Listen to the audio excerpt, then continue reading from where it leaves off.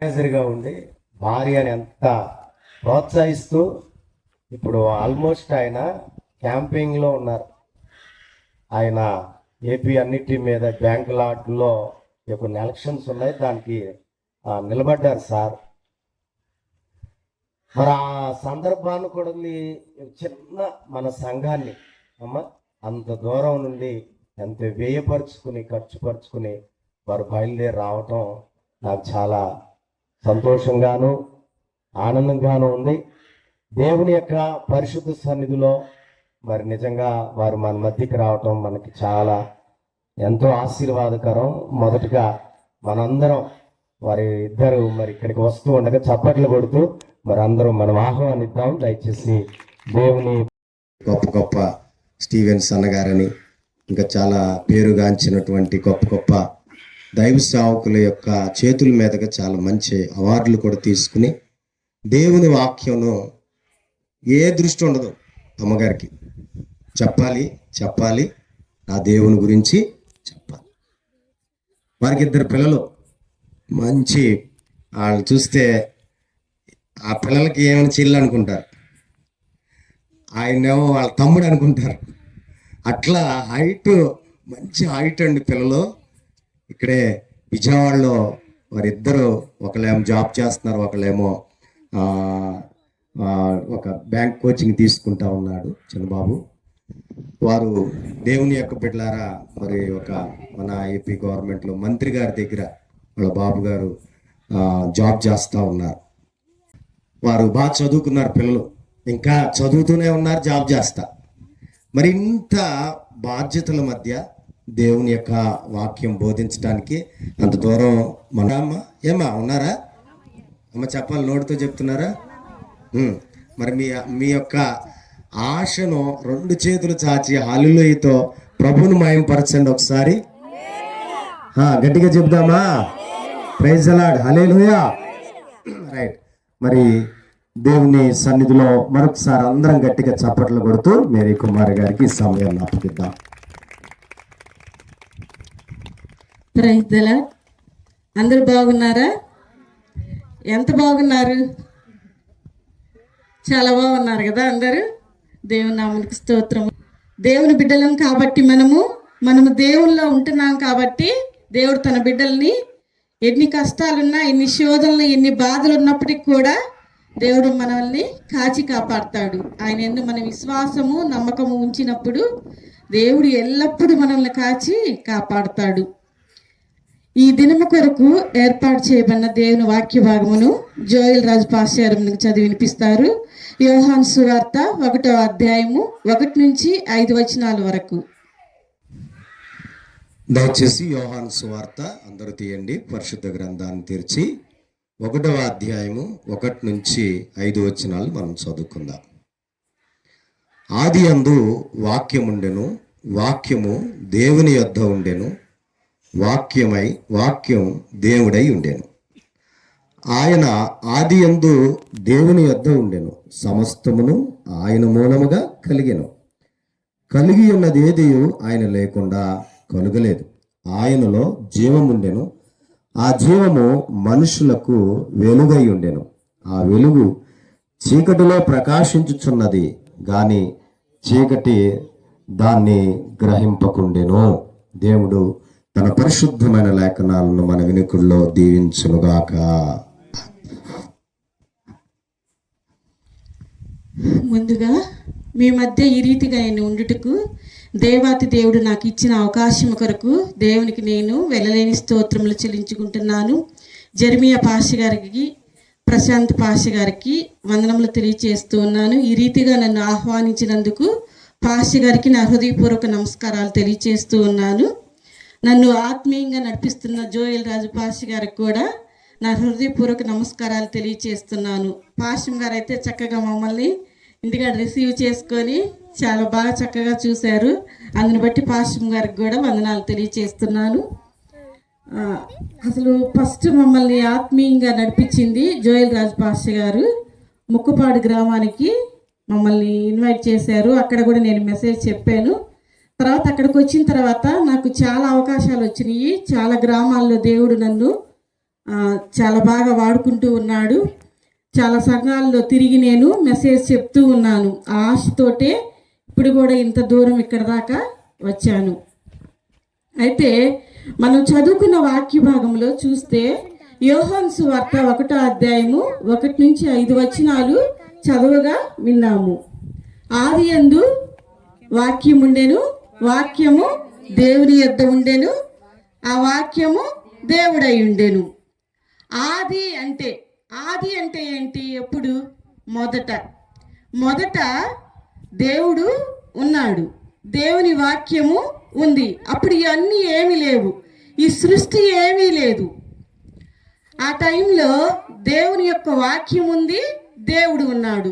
దేవుడు అంటే దేవుని వాక్యము, వాక్యం అంటే దేవుడు. అయితే దేవుడు తన వాక్యాన్ని మనకి వెల్లడిపరుస్తూ ఉన్నాడు. ఈ సృష్టినంతా చేశాడు. ఈ సృష్టిని చేసిన తర్వాత మానవుని కూడా తయారు చేసి వాళ్ళు పాపం చేసినప్పుడు వాళ్ళని భూమి మీదకి పంపించినప్పుడు ఈ భూమి మీద మన మనుషులు అనేది ఏర్పాటైనప్పుడు దేవుడు తన వాక్యాన్ని మన ఎడల వెల్లడిపరుచున్నాడు. మనం ఇంకా పాపులమై ఉండగానే క్రీస్తు మన కొరకు చనిపోయిను, తన వాక్యం ద్వారా మనకి తెలియచేస్తూ ఉన్నాడు. వాక్యము దేవుని యొద్ద ఉండెను, వాక్యమే దేవుడై ఉండెను. వాక్యాన్ని మనం గమనిస్తే ఈ రోజుల్లో చాలా చోట్ల మనము టీవీల ద్వారా వాక్యాన్ని వింటున్నాము. ఎంతో మంది సేవకుల ద్వారా మనము వాక్యాన్ని వింటున్నాము. చాలా మంది కరపత్రాలు, పాంప్లెట్స్ ద్వారా వాక్యాన్ని మనకి వివరిస్తూ ఉన్నారు. మనకి పాంప్లెట్లు పంచినప్పుడు ఆ యొక్క పేపర్లలో కూడా మనము వాక్యాన్ని చదువుకుంటూ ఉన్నాము. అంతేకాదు మనము బైబిల్ ద్వారా వాక్యాన్ని చదువుకుంటూ ఉన్నాము. ఈ రోజుల్లో మనకి ఎంతో మంది సేవకులు వాక్యాన్ని విరివిగా వెదజల్లుతూ ఉన్నారు. మనకి వాక్యము చాలా అందుబాటులోనే ఉంటుంది. అయితే ఆ వాక్యాన్ని మనం ఎంతవరకు నేర్చుకుంటున్నాము, ఎంతవరకు గ్రహిస్తున్నాము, ఎంతవరకు ఆ వాక్యాన్ని అనుసరించి నడుచుకుంటున్నాము అని మనల్ని మనమే పరీక్షించుకోవాలి. అయితే దేవుడు సర్వ సృష్టికి యొక్క వాక్యాన్ని అందిస్తూ ఉన్నాడు. ఈ యొక్క వాక్యం ద్వారా మాట్లాడుతూ ఉన్నాడు. ప్రతి ఒక్క మనిషికి ఏదన్నా బాధలో ఉన్నప్పుడు, శోధనలో ఉన్నప్పుడు, వేదనలో ఉన్నప్పుడు కూడా దేవుడు తన వాక్యం ద్వారా మనతో మాట్లాడుతూ ఉంటాడు. అయితే ఈ యొక్క వాక్యాన్ని బైబిల్ గ్రంథంలో కొన్ని విధాలుగా పోల్చారు. అయితే చాలా విధాలుగా వాక్యాన్ని పోల్చారు. వాక్యమును తేనెతో పోల్చారు, అగ్నితో పోల్చారు, నీటితో పోల్చారు, ఇంకా అద్దంతో పోల్చారు, వాక్యాన్ని సుత్తితో పోల్చారు, ఇంకా వాక్యాన్ని ఖడ్గంతో పోల్చారు. ఆ రీతిగా చాలా విధాలుగా వాక్యంని పోల్చారు. ఆ యొక్క వాక్యంలో మనము కొన్ని పాయింట్స్ వరకే ఈరోజు మనము తెలుసుకుందాం. ఆ వాక్యం వేటితో పోల్చారు అంటే కొన్ని పాయింట్స్ మాత్రమే మీకు చెప్తాను. ఒకటి, తేనెతో పోల్చబడినది. వాక్యము తేనెతోటి పోల్చబడినది. తేనె మనందరికీ తెలుసు కదా, చాలా టేస్టీగా ఉంటుంది తేనె కదా, చాలా రుచిగా ఉంటుంది. అయితే ఆ తేనెని చాలా చోట్ల ఆయుర్వేదంలో కూడా వాడతారు. కొంతమంది షుగర్కి ఆల్టర్నేటివ్గా కూడా ఈ యొక్క తేనెని ఉపయోగిస్తూ ఉంటారు. ఈ తేనె అనేది తీసుకుంటే చాలా హెల్దీగా ఉంటారు, ఆరోగ్యంగా ఉంటారు అని చెప్పి కూడా డాక్టర్స్ మనకి తెలియచేస్తూ ఉంటారు. షుగర్ పేషెంట్స్ కూడా లైట్గా తేనెని వాడతారు, షుగర్ వాడుకోకుండా తేనెని వాడుకుంటారు. ఎందుకంటే ఈ తేనె తీసుకోవటం వల్ల ఆరోగ్యంగా ఉంటాము అని. అంటే అంత ఆరోగ్యకరమైన తేనెని బైబిల్ గ్రంథంలో వాక్యంతో పోల్చారు. తేనె పరిశుద్ధ గ్రంథంలో కీర్తనలు 119వ అధ్యాయము 103వ వచనము, 103వ వచనంలో చూస్తే, నీ వాక్యములు నా జిహ్వకు ఎంతో మధురములు, అవి నా నోటికి తేనె కంటే తీపిగానున్నవి. వెరీ గుడ్, చాలా బాగా చెప్తున్నారు మీరు. అవి తేనె కంటే కూడా తీపిగా ఉన్నవి. ఏంటివి తేనె కంటే తీపిగా ఉన్నది? దేవుని యొక్క వాక్యము. దేవుని యొక్క వాక్యము తేనె కంటే కూడా తీపి అయిందనమాట. దేవుని ఎప్పుడైనా మనం రుచి చూచి తెలుసుకుంటే ఇంకా వదిలిపెట్టాం కదా. దేవుళ్ళ ఇంకా మనము నాటుకుపోతాము. విశ్వాసమందు వేరు పారిన వారిపై ఉంటామే కానీ ప్రక్కకి తొలగిపోము. దేవుని నమ్ముకున్న బిడ్డలకి ఎన్నో శ్రమలు వస్తూ ఉంటాయి, కష్టాలు వస్తూ ఉంటాయి, బాధలు వస్తూ ఉంటాయి. అయినప్పటికీ కూడా పక్కకి తొలగము. పరిశుద్ధ గ్రంథంలో మనం యోబును చూసినప్పుడు, యోబు యథార్థవంతుడు, నీతిమంతుడు, సత్యవంతుడు, అందరిలో కల్లా అతను చాలా ధనవంతుడు. కానీ అతనికి దేవుడు సాతాను వచ్చి దేవుని శోధించినప్పుడు ఒక శోధన వస్తుంది. ఆ శోధనలో కూడా తన ప్రాణము పోయే పరిస్థితి వచ్చినప్పటికి కూడా యోబు అయితే ధైర్యంగా నిలబడి తను 2 ఆశీర్వాదాన్ని దేవుని యొద్ద నుండి పొందుకున్నాడు. అలా మనం ఉండగలుగుతున్నామా? మన యొక్క విశ్వాసాన్ని మనం చివరి వరకు కాపాడగలుగుతున్నామా లేదా అనేది మనల్ని మనము పరీక్షించుకోవాలి. ఆ యొక్క వాక్యము తేనె కంటే తీపిగా ఉన్నది. అయితే పరిశుద్ధ గ్రంథంలో తేనె మీద మనం గమనించినట్లయితే ఒక స్టోరీ ఉందన్నమాట. స్టోరీ అంటే అది కూడా వాక్యమే. సంసోను తెలుసు కదా మీకు అందరికి, చాలా సార్లు మనం విని ఉంటాము. సంసోను తను ఒకసారి తిమ్నాత్కి వెళ్తాడు. తిమ్నాత్కి వెళ్ళినప్పుడు అక్కడ ఫిలిస్తీన్లలో ఒక ఆమెను చూస్తాడు. ఆమెను చూసి చాలా ఇష్టపడతాడు. ఇష్టపడి తన తల్లిదండ్రులను తీసుకొని ఆమెని పెళ్లి చేసుకునేదానికి, ఆమెను చూపించేదానికి తిమ్నాత్కి వెళ్తూ ఉంటాడు. వెళ్తూ ఉన్నప్పుడు సంసోనుకి ఎదురుగా ఒక కొదమ సింహము గాండ్రిస్తూ సంసోను మీదకి వస్తుంది. వచ్చినప్పుడు సంసోను ఆ యొక్క కొదమ సింహాన్ని ఏం చేస్తాడంటే, మేక పిల్లనైతే ఎలా చీల్చి వేస్తారో ఆ 2 దవళ్ళ పట్టుకొని ఆ సింహాన్ని అలాగా చీల్చి వేస్తాడు. చీల్చి వేసినప్పుడు అసలు ఎంత ధైర్యమో చూడండి. అసలు సింహం అంటే అందరూ భయపడతారు. ఇంకా అది కొదమ సింహం అంటే అది చాలా యంగ్గా ఉండే సింహము. దాన్ని చూసి అందరూ ఆమె దూరాన్ని వెళ్ళిపోతారు. అయితే దేవుడు సంసోనుకి ఆ యొక్క ధైర్యాన్ని, ఆ యొక్క శక్తిని అనుగ్రహించాడు. ఆ ధైర్యంతో దేవుని యొక్క బలముతోటి ఏం చేశాడు, ఆ కొదమ సింహాన్ని ఆ దవడలు 2 మేక పిల్లన గాని చీల్చేసినట్టు చీల్చేశాడు. అప్పుడు ఇంకా మళ్ళీ తిమ్నాత్కి వెళ్ళిపోయి ఫిలిస్తీన్లో ఒక ఆమెను చూశాడనమాట. చూసి ఇంకా ఆమెను చేసుకోవాలి అని చెప్పి వాళ్ళ తల్లిదండ్రులను తీసుకెళ్ళి చూస్తాడు కదా. చూసి ఇంకా వెళ్ళిపోతాడు. వెళ్ళిపోయిన తర్వాత కొన్ని రోజుల తర్వాత మళ్ళీ తిమ్నాత్కి వెళ్తాడు. వెళ్ళినప్పుడు అక్కడ ద్రాక్ష తోటల దగ్గర ఈ కొదమ సింహాన్ని తను చంపేస్తాడు కదా. ఆ సింహము ఆ కళేబరంలో ఒక తేనె తెట్టె కనిపిస్తుంది. ఇక్కడ ఏమంటారు, తేనె తెట్టెనే అంటారా? మా సైడ్ మాత్రం తేనె తెట్టు అంటారు. తేనె తీగల గుంపు మొత్తము ఒక చోట తేనెను పెట్టినప్పుడు మనము తేనె తెట్టు అంటాం కదా. అది కనిపించిద్ది అనమాట సంసోనుకి. అప్పుడు ఆ తేనెను తీసుకొని తింటాడు. అంటే అక్కడ వాక్యాన్ని తేనెతోటి పోల్చారు. అందుకని ఒక వాక్యాన్ని హ్యాపీగా తిన్నాడు సంసోను. తను తింటమే కాదు, తన తల్లిదండ్రులకు కూడా తినిపించాడు. న్యాయాధిపతులు 14వ అధ్యాయము 1 నుంచి కొన్ని వచనాల వరకు మనం అక్కడ చూడగలం అన్నమాట. అయితే తేనె అనేది మన యొక్క వాక్యాన్ని మనల్ని బలపరిచేదిగా, మన ఆయుష్కి, ఆరోగ్యానికి, మనకి ఎంతో ఆరోగ్యం ఇచ్చేదిగా తేనె అనేది ఉంటుందన్నమాట. ఒక భక్తుడు ఇలా రాస్తున్నాడు, పాల వంటిది జంటి తేనె వంటిది నా జీవకు మహామధురమైనది. పాల వంటిది జంటి తేనె వంటిది నా జీవకు మహామధురమైనది. మేలు బంగారు కన్న నాయనది, మేలు బంగారు కన్న నాయనది, రత్నరాశుల కన్నా కోరదగినది.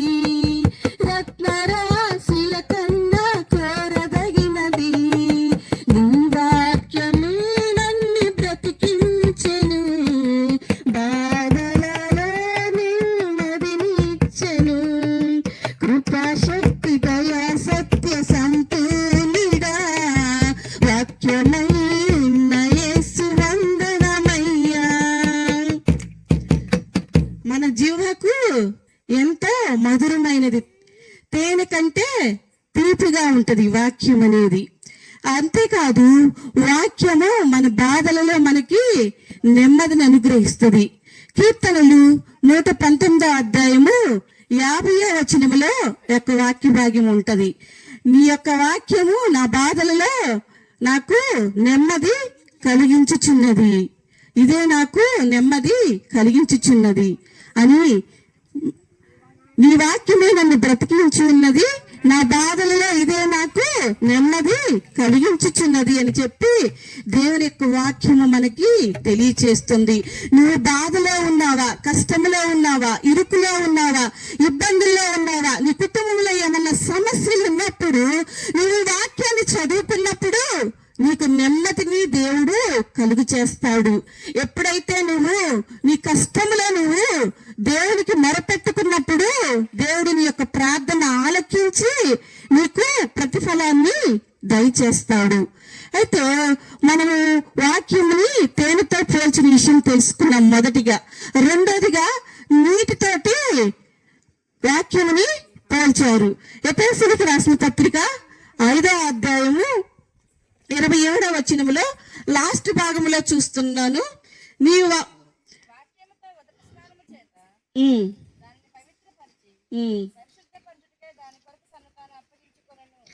వాక్యముతో ఉదక స్నానము చేత దాన్ని పవిత్రపరిచి పరిశుద్ధపరచుటకై దాని కొరకు తన్ను తాను అప్పగించుకొనెను.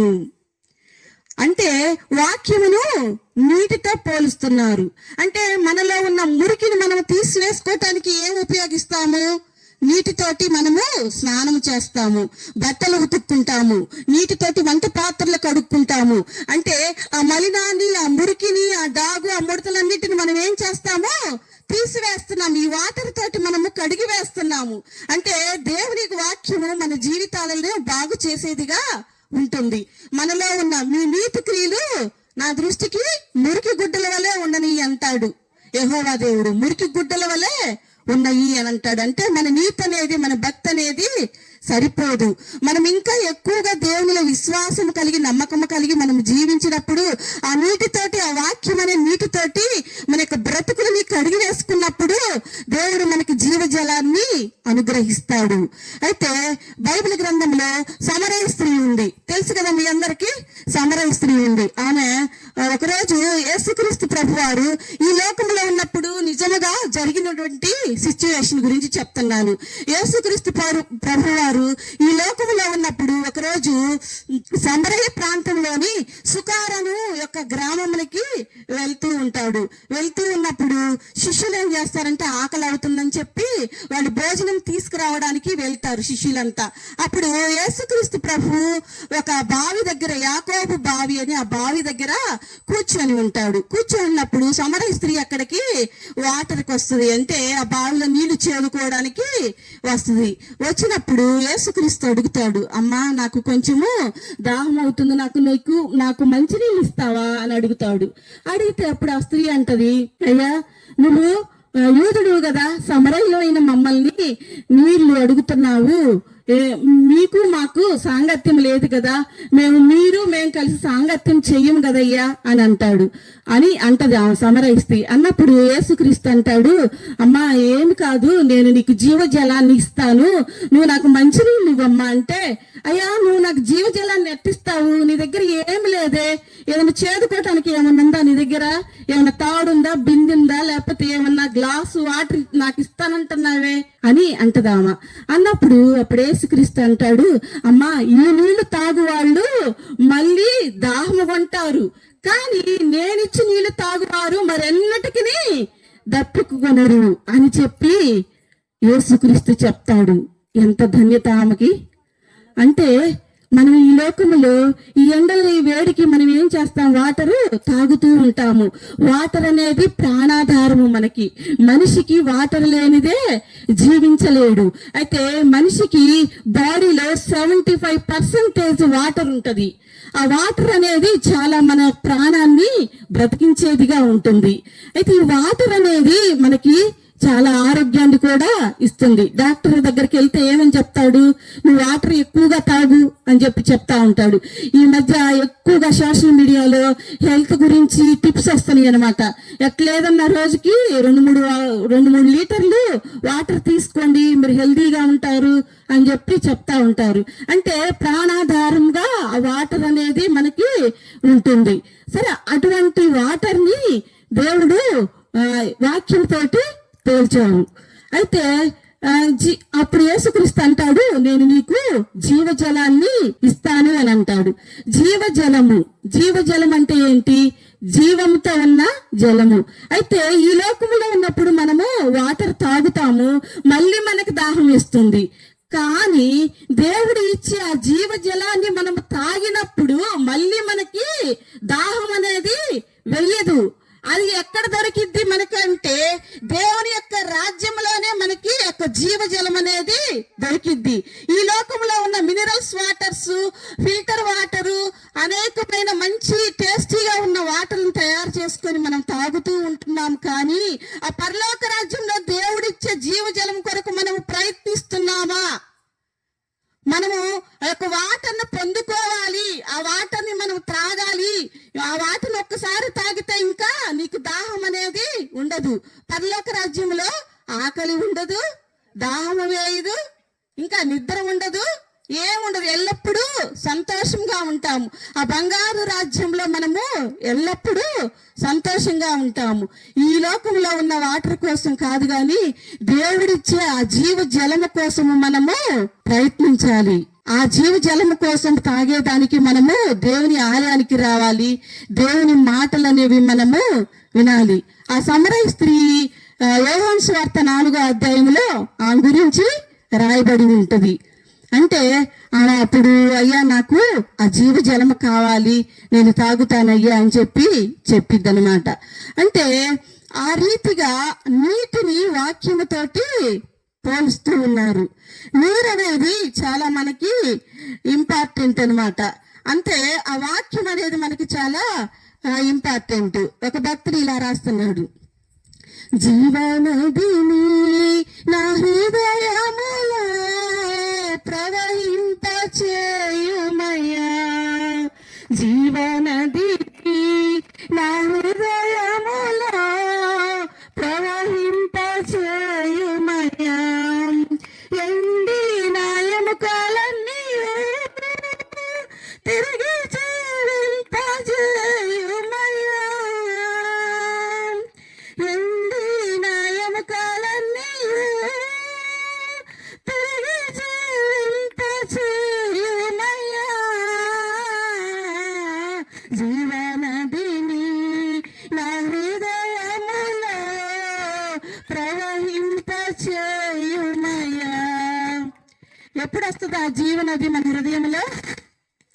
మనలో ఉన్న ఆ యొక్క హృదయంలో ఉన్న ఆ పాపాన్నంతా మనం తీసివేసుకున్నప్పుడు మన హృదయంలో ఆ జీవనది అనేది వస్తుంది. ఆ జీవజలము మనం తాగినప్పుడు ఇంకా ఎన్నటికి మనము చనిపోము. ఈ లోకంలో మనం చనిపోయినప్పటికీ పరలోక రాజ్యంలో అయితే ఆ జీవజలాన్ని మనం ఎప్పుడైతే పొందుకుంటామో అప్పుడు మనం ఎల్లకాలము బ్రతికి ఉంటాము. అయితే వాక్య భాగాన్ని నీటితోటి పోలుస్తూ ఉన్నాడు. ఇప్పుడు ఎన్ని నేర్చుకున్నాం మనము? 2. ఫస్ట్ ఒకటేంటి? తేనెని వాక్యంతో పోల్చారు. రెండోది నీటిని వాక్యంతో పోల్చారు. మూడోదిగా మనం చూస్తే అగ్ని మనకు తెలుసు కదా.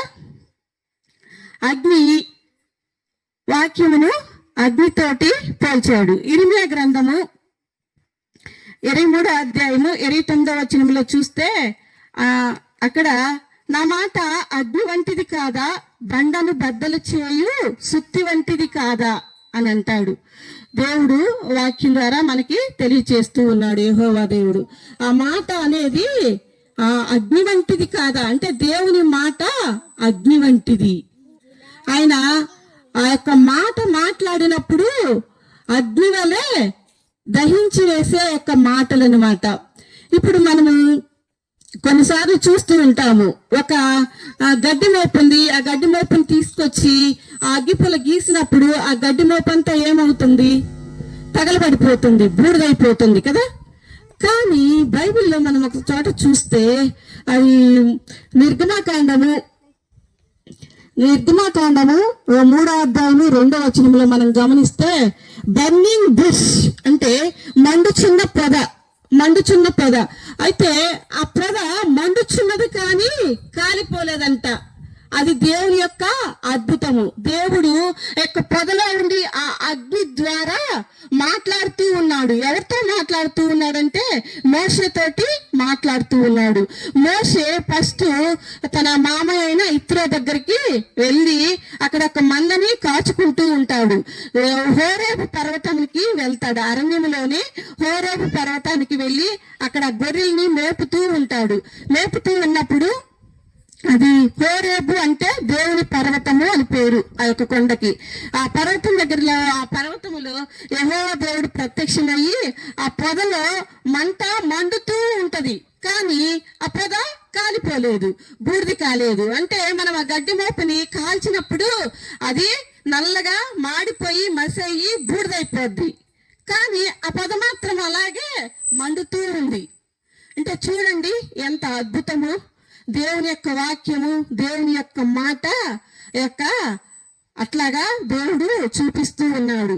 అప్పుడు మోషేతోటి మాట్లాడతాడు. ఇశ్రాయేల్ ప్రజలందరినీ నీవు నడిపించాలి. ఐగుప్తీయుల దగ్గర ఇశ్రాయేలీలు బానిసలుగా ఉన్నారు.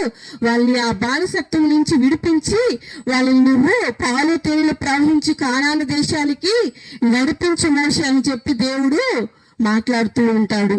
అంటే అగ్ని వంటిది దేవుని యొక్క వాక్యము, అగ్ని వంటిది. ఇంకొక చోట చూస్తే ఇశ్రాయేలు ప్రజలని మోషే అరణ్యంలో నడిపిస్తూ వెళ్తూ ఉంటాడు. నడిపిస్తూ వెళ్తూ ఉన్నప్పుడు అరణ్యంలో దేవుడు రాత్రి సమయంలో పిల్లర్ ఆఫ్ ఫైర్ అంటే అగ్ని స్తంభంగా దేవుడు నడిపిస్తూ ఉంటాడనమాట. అంటే వాళ్ళకు తోడుగా ఉన్నాడు. తోడుగా ఉండి ఇశ్రాయేలు ప్రజలందరినీ నడిపిస్తూ ఉన్నాడు. ఎన్ని సంవత్సరాలు ఇశ్రాయేల్ ప్రజలు నడిపించాడు దేవుడు అరణ్యంలో? 40 సంవత్సరాలు. Very good. 40 సంవత్సరాలు ఆ కానాను దేశానికి నడిపించాడు. ఆ టైం అంతట్లో దేవుడు రాత్రి సమయంలో అగ్ని స్తంభంగా ఉన్నాడంట. దేవుని యొక్క వెలుగు, దేవుని యొక్క తోడు ఇశ్రాయేలీలతో ఉండి దేవుడు నడిపించాడు. ఇంకోసారి మనం చూస్తే మౌంట్ సీనాయి పర్వతం మీద దేవుడు ఒకసారి ఇశ్రాయేలీలకి ప్రత్యక్షమవుతాడు. ఎలా వస్తాడంటే దహించు అగ్ని వలె యొక్క పర్వతం మీదకి వస్తాడు. దహించు అగ్ని, ఆ యొక్క దేవుని మహిమ దహించు అగ్ని వలె యొక్క మీదకి వస్తుంది. అగ్ని వలె, దహించు అగ్ని వలె వస్తుంది అనమాట. నిర్గమకాండము 24వ అధ్యాయంలో మనము అది గమనించగలము. అయితే దేవుడు అలాగా అగ్ని ద్వారా వాళ్ళతోటి మాట్లాడుతూ ఉండేవాడు. అంటే వాక్యం అంటే దేవుడు అంటే వాక్యము. ఆ వాక్యాన్ని ఎలా పోల్చారు? అగ్నితోటి పోల్చారు. అలాగా ఆ రీతిగా సీనాయి పర్వతం మీద యెహోవా దేవుడు వాళ్ళకి ప్రత్యక్షమయ్యి తన యొక్క మహిమను కనపరుచుకుంటాడు. ఆ రీతిగా దేవుడు తన యొక్క వాక్యాన్ని పోలుస్తూ ఉన్నాడు. ఇంకా చాలా ఉన్నాయి. ఏంటంటే అద్దముతోటి పోలుస్తాడు, పాలతోటి పోలుస్తాడు, ఇంకా సుత్తితోటి పోలుస్తాడు, ఖడ్గంతో పోలుస్తాడు వాక్యాన్ని. కానీ మనము కొన్ని విషయాలను మాత్రమే తెలుసుకున్నాము. ఒక భక్తుడు ఇలాగ రాస్తూ ఉన్నాడు. మేడగదుల అగ్ని వంటి ఆత్మతో నింపి అపస్తుల ఆశను తీర్చిన దేవా. మేడగదుల అగ్ని వంటి ఆత్మతో నింపి అపస్తుల ఆశను తీర్చిన దేవా. ఈ తరములో నా మనవులను ఆలకించా. నీ అగ్ని చేత నన్ను దర్శించి ఆశ తీర్చవా. ఈ తరములో నా మనవులను ఆలకించవా. అగ్ని చేత నన్ను దర్శించి ఆశ తీర్చవా. ఒక ఆశ ఉందయ్యా, నా కోరిక తీర్చయ్యా.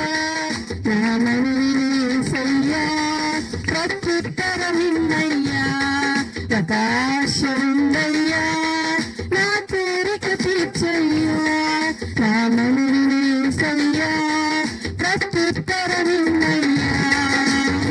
యవన కాలమందుని కాడిమోయగా, బలమైన బిల్లుగా నన్ను మార్చవా.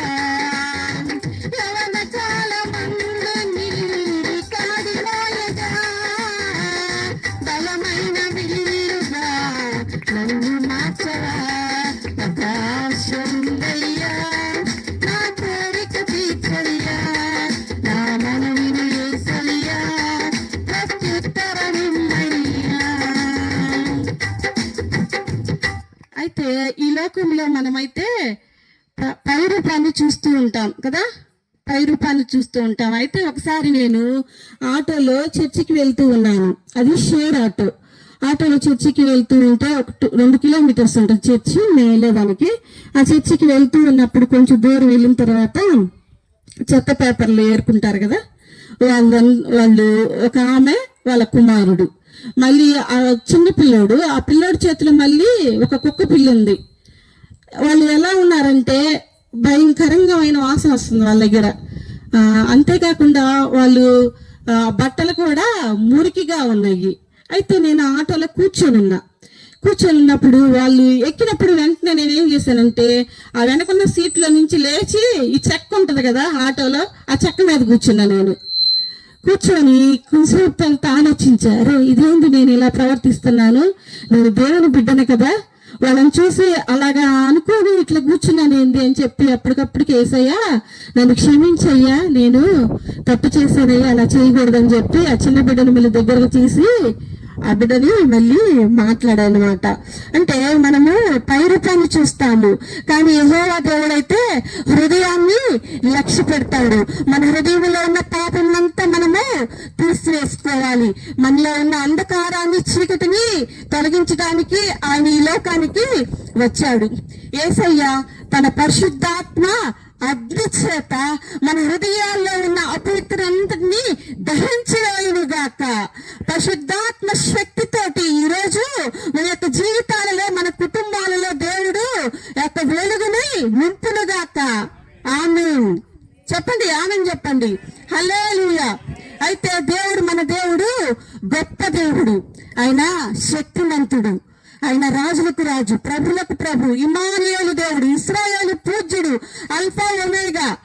ఆయన అబ్రహాము, ఇస్సాకు, యాకోబుల దేవుడు, ఉన్నవాడు అనువాడు, నిత్యము మనకి తోడుగా ఉండేవాడు, మనం క్షేమంలో నడిపించే దేవుడు. అటువంటి దేవుని మనము అంతము మట్టుకు, ఆయన రాకడ వరకు కూడా మనము కనిపెట్టుకొని జీవించాలి. అప్పుడు మన కుటుంబాల్లో దేవుడు మనకి ఎన్నో మేలుల్ని చేస్తాడు. అయితే ఒకసారి ఒక అలెగ్జాండర్ అనే రాజు ఉన్నాడు. ఆ యొక్క రాజు ఈ ప్రపంచంలో చాలా యుద్ధాలు చేసి అయితే అతను చాలా రాజ్యాలను జయించాడనమాట. ప్రతి ఒక్క యుద్ధంలో అతను విజయాన్ని సాధించి చివరికి అతను చాలా బంగారాన్ని, ఆస్తుల్ని కూడబెట్టుకొని అతను చనిపోయే స్టేజిలో 3 కోరికలు కోరాడు. అవి ఏంటంటే, ఒక కోరిక ఫస్ట్, నేను చనిపోయిన తర్వాత నా యొక్క శవాన్ని మనుషులు మోస్తూ ఉంటారు కదా, ఓన్లీ వైద్యులే మోయాలి, డాక్టర్సే నా శవాన్ని మోయాలని కోరుకున్నాడు. రెండోదిగా, నా బాడీని తీసుకెళ్తూ ఉన్నప్పుడు ఆ ధనము, రత్నాలు అవి బాడీ మీద చల్లాలి అని చెప్తాడు. మళ్ళీ మూడోదిగా ఏం చెప్తాడంటే, నన్ను సమాధిలో నా శవపెట్టికని పెడతారు కదా, పెట్టినప్పుడు నా చేతులని బయట పెట్టండి అని చెప్తాడు. సమాధిలో బయట చేతులు ఉండాలి అని ఆ 3 కోరికలు అతను కోరుతాడు. ఎందుకు ఆ 3 కోరికలను కోరాడంటే, నేను చనిపోయిన తర్వాత నేను ఏమీ తీసుకెళ్ళటం లేదు.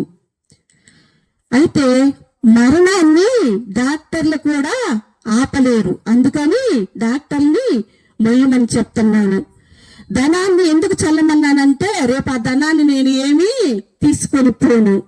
అంతేకాదు చేతులు ఎందుకు బయట పెట్టమన్నానంటే నా చేతుల్లో ఏమీ తీసుకెళ్తల్లా, నేను ఒట్టు చేతులే ఉన్నాయి, నేను వెళ్ళేటప్పుడు ఏమి తీసుకెళ్తలే, నేను అంత సంపాదించుకున్నాను, కొన్ని కోట్లు సంపాదించాను, కొన్ని రాజ్యాలను జయించాను, నేను ఏమీ తీసుకెళ్తలేదని చెప్పి ఆ 3 కోరికలను కోరాడంట.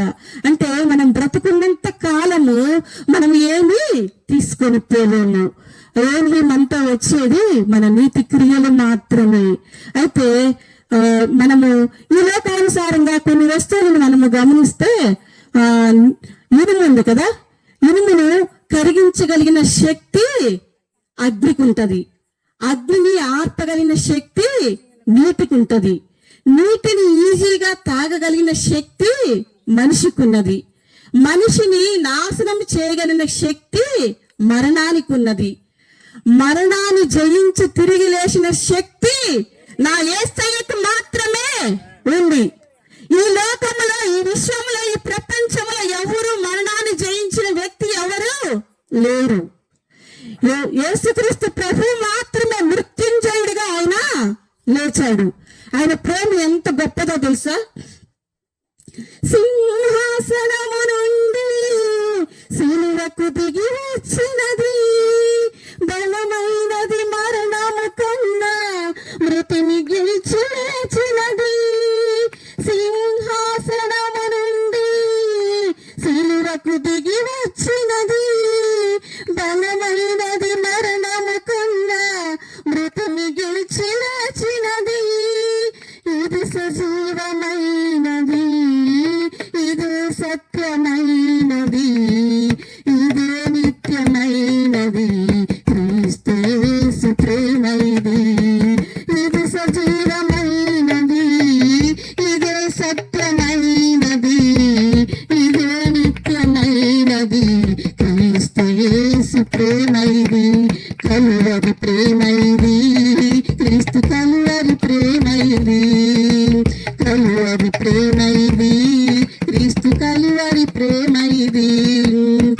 ఆరని ప్రేమ ఇది, ఆర్పజాలని జ్వాల ఇది, ఆరని ప్రేమ ఇది, ఆర్పజాలని జ్వాల ఇది.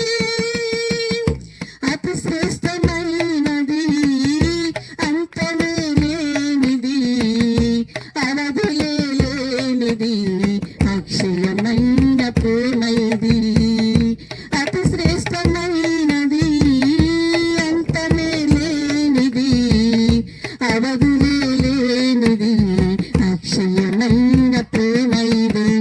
కలువరి ప్రేమ ఇది, క్రీస్తు కలువరి ప్రేమ ఇది, కలువరి ప్రేమ ఇది, క్రీస్తు కలువరి ప్రేమ ఇది, కలువరి ప్రేమ ఇది, క్రీస్తు కలువరి ప్రేమ ఇది, కలువరి ప్రేమ ఇది, క్రీస్తు కలువరి ప్రేమ ఇది. నిజంగా ఎంత ప్రేమ కదా! ఈ లోకంలో ఎవరైనా మన కోసం మరణించే వాళ్ళు ఉన్నారా? ఏదైనా సమస్య వస్తే ఏం చేస్తారు? మనల్ని నెట్టేసి వాళ్ళు ప్రక్కకి తప్పుకుంటారు కదా. ఏదైనా కష్టం వస్తే ఏం చేస్తారు? మనల్ని పక్కకి నెట్టేసి వాళ్ళు నవ్వుకుంటూ ఉంటారు కదా. సహాయం చేసేవాళ్ళు ఎవ్వరూ లేరు. ఆ దేవాతి దేవుడు మాత్రమే మనతో ఉంటాడు, ఎల్లప్పుడూ ఉంటాడు. ఆయన నీకోసమే చూస్తూ ఉన్నాడు. నా బిడ్డ నాతోటి జీవించాలి, నాతో ఉండాలి ఎల్లకాలం అని చెప్పి దేవుడు చూస్తూ ఉన్నాడు. ఈ యొక్క వాక్య భాగంలో మనము ఆ వాక్యాన్ని దేవుడు వేటితో పోల్చాడు? తేనెతోటి, నీరుతోటి, అగ్నితోటి పోల్చాడు. అయితే మనం కూడా మన జీవితాల్లో వాక్యాన్ని కలిగి ఎప్పుడు జీవిస్తామో, దేవుని కలిగి మనం ఎప్పుడైతే జీవిస్తామో అప్పుడు దేవుడితో కూడా ఆయన యొక్క రాజ్యంలో మనము కూడా నిత్యము ఉంటాము, ఆయనతోటి మనము నిత్యము ఉంటాము. కాబట్టి మనందరమి దేవునికి వాక్యాన్ని కలిగి ఈ లోకంలో జీవించాలని కోరుకుంటూ ఒక వాక్యాన్ని ఇంతటితోటి ముగిస్తూ ఉన్నాను. ఈ అవకాశం ఇచ్చిన జెర్మియా పాస్టర్ గారికి, ప్రశాంత్ పాస్టర్ గారికి నా హృదయపూర్వక నమస్కారాలు తెలియజేస్తున్నాను. ఈ రీతిగా మీ మధ్యన దేవుడు నన్ను నిలవబెట్టిన విధానానికి వందనాలు తెలియజేస్తూ ఉన్నాను. నేను ఎప్పుడైనా నాకు ఎక్కడైనా మెసేజ్ ఉన్నప్పుడు నేను ఎక్కువ రోజులు ప్రిపేర్ గాను. రేపు వాక్య భాగం ఉందన్నప్పుడు ముందు రోజు ప్రిపేర్ అవుతాను. అలాగే నేను వాక్యాన్ని ప్రిపేర్ అవుతూ ఉన్నప్పుడు నాకు మైండ్లోకి ఎక్కటల్లా వాక్యం. ఇంకా ప్రేయర్ చేసుకున్నా, నేను ఏంది దేవా, నాకు అసలు నేను ప్రకటించడానికి వెళ్ళాలా వద్దా, ఆ ఊరికి వెళ్ళమంటారా వద్దంటావా, అసలు నేను ప్రకటించడం మీకు ఇష్టమా కాదా అని చెప్పి నేను దేవునికి ప్రార్థన చేస్తూ ఉన్నాను. చేస్తున్నప్పుడు దేవుడు తన వాక్య భాగంతో నాతోటి నిన్న రాత్రి మాట్లాడాడు. నువ్వు వెళ్ళు, ప్రకటించు, ఆ గ్రామానికి వెళ్ళు, నువ్వు ప్రకటించు అని చెప్పి ఇర్మీయా 43వ అధ్యాయము 1వ వచనం ద్వారా దేవుడు నాతోటి మాట్లాడాడు. నిజంగా నాకు ఏదైనా బాధ ఉన్నా, ఏదైనా సమస్య ఉన్నా, ఏదైనా డౌట్ ఉన్నా కూడా నేను వాక్యాన్ని ఎప్పుడైతే ఓపెన్ చేసి చూస్తానో దేవుడు కరెక్ట్గా సమయానికి తగ్గట్టుగా నాతోటి వాక్య భాగం ద్వారా నాతోటి మాట్లాడతాడు. జెరెమీయా పాస్టర్ గారు ఒకసారి చదవండి. అతడు ప్రజలందరికీ ప్రకటింపవలనని దేవుడైన యెహోవా పంపిన ప్రకారము ఇర్మియా వారి దేవుడగు యెహోవా సెలవిచ్చిన మాటలన్నిటినీ వారికి ప్రకటింపి చాలింపగా. ఇర్మియా తోటి దేవుడు ఏమని చెప్పాడు, వెళ్ళి నువ్వు ప్రకటించు అని చెప్పాడు. వాక్య భాగం ద్వారా కూడా దేవుడు, నేను అట్లా అడిగినప్పుడు దేవుడు నన్ను కూడా వెళ్ళి ప్రకటించు, నాకు వాక్యాన్ని ప్రజలకు వినిపించు అని నన్ను మీ మధ్యకి దేవుని నడిపించాడు. అందుని బట్టి దేవత దేవునికి నా హృదయపూర్వక నమస్కారాలు తెలియజేస్తూ ఉన్నాను.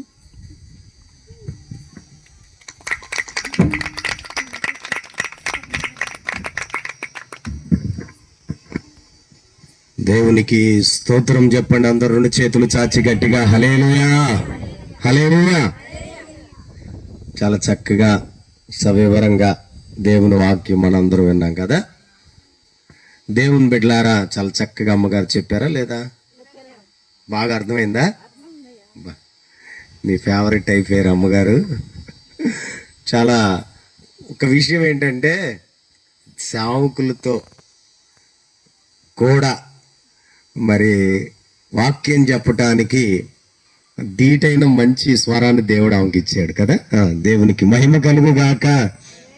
ఇర్మియా గారు జస్టిఫై చేశారంటే దానికి తిరిగిలేదు. జెరెమీయా గారు, నేను మాత్రం చెప్తాను, ఎందుకంటే ఆయన అంత కరెక్ట్గా ఉంటుంది. ఆయన వాక్యం లేదంటే ఆయన దృష్టి నాకు తెలుసు. చాలా పర్ఫెక్ట్గా మాట్లాడారమ్మా, చాలా సంతోషం. దేవుని సన్నిధిలో మీకు చెప్పాను కదా, దేవుడి ప్రణాళిక ఏదో ఉంది. అంత దూరం నుంచి, అవునా కదా, అంత దూరం నుంచి ఇక్కడ దాకా నడిపించారు. వారు ఉన్నత ఉద్యోగంలో మరి వారి బాధ్యతలు, ఉద్యోగ బాధ్యతలు నిర్వహిస్తూ టైట్ షెడ్యూల్డ్ వారు మళ్ళా ప్రత్యేకంగా చాలా క్యాంపెయిన్ చేయాలి. ఆయన ఎలక్షన్లో నిలబడ్డారు, బ్యాంక్ ఎలక్షన్లో, అసిస్టెంట్ బ్యాంక్ మేనేజర్ గారు ఆయన. దేవుని యొక్క పరిశుద్ధ సన్నిధిలో నేను ఏమనుకున్నానంటే, చాలా టైట్గా ఉందండి, రామేమని, కానీ మాట ఇచ్చారు. ఆ మాట ప్రకారం వచ్చాక కూడా ఎక్కడ డిసప్పాయింట్ అవ్వాల. వాక్యం దేవుడు ఏమైతే మాట్లాడమన్నాడో ఆ మాట చాలా చక్కగా తెలియపరిచారు. దేవునికి మహిమ కలుగుగాక. ఇలాంటి సమర్పణ కలిగిన దైవ బిడ్డలు రావటం మరి ప్రశాంత్ అయ్య గారికి ఇక్కడ జరిపిస్తున్న ఈ పరిచర్యకి నేను ఆశీర్వాదకరంగా భావిస్తున్నాను. అవునా? ఇంకా చాలా విషయాలు ఇలా 2 రోజులు పెడదామని అనుకుంటున్నాం అని అంటే, మరి నేనైతే వస్తాను, కానీ ఓ అమ్మగారు ఉన్నారు, బ్రదర్ ఉన్నారు, వాళ్ళు వస్తే బాగుంటుందని నా ఆశ అని ఆయన అన్నాడు. నువ్వు పిలవాలి అని నాకు చెప్పలేదు, వస్తే బాగుంటుంది అనేటువంటి ఆశనే వ్యక్తం చేశాడు. నేనేమన్నానంటే, నువ్వు ఆశపడతావేంటి, మేము ఆశపడతాం. ఆశ మీదొకటే కాదు, మాకు కూడా ఉంటుందిగా. ఓసారి వాళ్ళని మన ప్రాంతానికి తీసుకొద్దాం అని అనుకొని గతంలో ఓ డేట్ ఫిక్స్ చేసాం, కానీ 10th క్లాస్ ఎగ్జామ్స్ వలన అవి ఆపేసి, మరొక కారణం వలన ఆపేసి, 3వసారి ఈ విధంగా ఏర్పాటు చేయడానికి దేవుడు కృప చూపించారు. థ్యాంక్స్ అమ్మా, థ్యాంక్స్ బ్రదర్ గారు. మీరు పిలవగానే, నేను పిలవలేదు వాస్తవానికి, జోయల్ రాజు గారు నా పక్షాన మీకు ఆహ్వానాన్ని తెలియపరిచారు. పిలవగానే మా మధ్యలోనికి వచ్చి ఓ మంచి మాటలు, వాక్యము కత్తి లాంటిది, సుత్తి లాంటిది, అగ్ని వంటిది, నీటి వంటిది, తేనె వంటిది, ఇన్ని పోలికల్లో 3 పోలికలను సవివరంగా చక్కగా మనకి వివరించారు. బైబిల్ ఒక మాట ఉంది, in the beginning there is the word of the God అని. ఆ వాక్యమే దేవుడు, అంతే. ఈరోజు మాట్లాడినటువంటి ఈ మాటలే దేవుడు. ఈ మాటలు తప్ప మరేమీ కూడా మనిషిని రక్షించలేవు.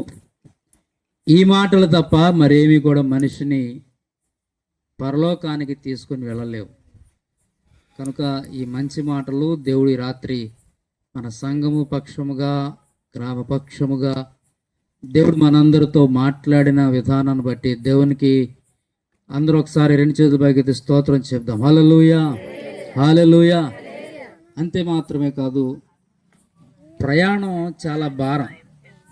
మార్నింగ్ బయలుదేరి సాయంత్రానికి ఏ టైంకి బయలుదేరారో మరలా అదే టైంకి మన దగ్గరకు వచ్చి